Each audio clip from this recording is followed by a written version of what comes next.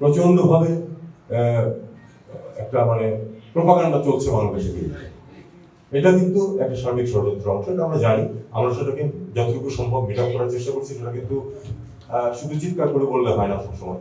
আমরা কিন্তু যারা এই সঙ্গে জড়িত আছেন এবং যারা আমাদের কথা শুনতে রাজি আছে তাদের সাথে আমরা কথাবার্তা বলছি, এবং আমরা আশা করি যে এটা শেষ পর্যন্ত বোধোদয় হবে যে আসলে এগুলি করে কোনো লাভ নেই। কারণ বাংলাদেশের মানুষ অনেক বেশি ইউনিফাইড হবে, অনেক বেশি ইউনিফাইড। তাদেরকে এইসব কথাবার্তা বলে তাদের বিরুদ্ধে বড় কোনো ব্যবস্থা নেওয়া যাবে। ঠিক আছে, যদি কোনো ব্যবস্থা হয় সেটা নেওয়ার মতো শক্তিও আমাদের আছে।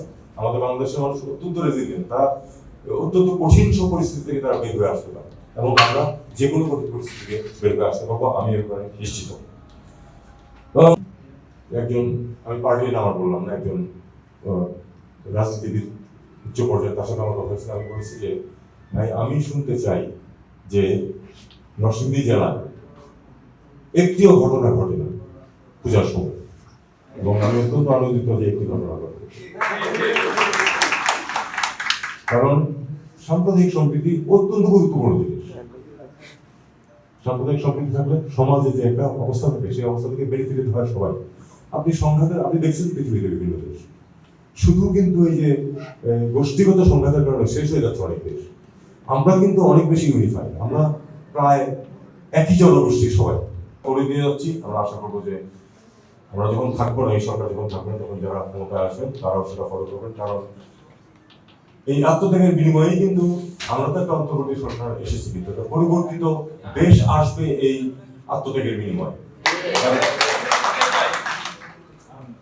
সংস্কারের প্রসঙ্গ উঠেছে, এই সরকার তো এসেছে সংস্কারের জন্য। কারণ না হলে তো ধরুন একটা গ্যাপ হচ্ছে, একটা সরকার গঠিত হলো, নির্বাচন করে দিয়ে সরে চলে গেল, নির্বাচনটা করে দেওয়া যায়, সেটা আমার কোনো কঠিন কাজ না।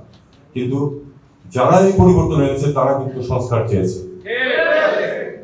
এবং তাদের চাওয়াটার গুরুত্ব যথেষ্ট বেশি এই জন্য যে তারা আত্মত্যাগ করেছে। এই জন্য আমি বা আমার আরো অনেকেই সেই কাজটা করিনি। সময়ের কিছু মানুষ থাকে,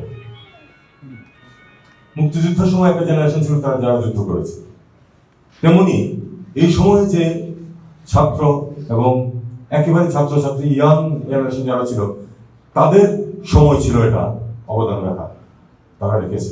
কাজে তাদের যে প্রত্যাশা, সেই প্রত্যাশা যথাসম্ভব পূরণের চেষ্টা করতে হবে।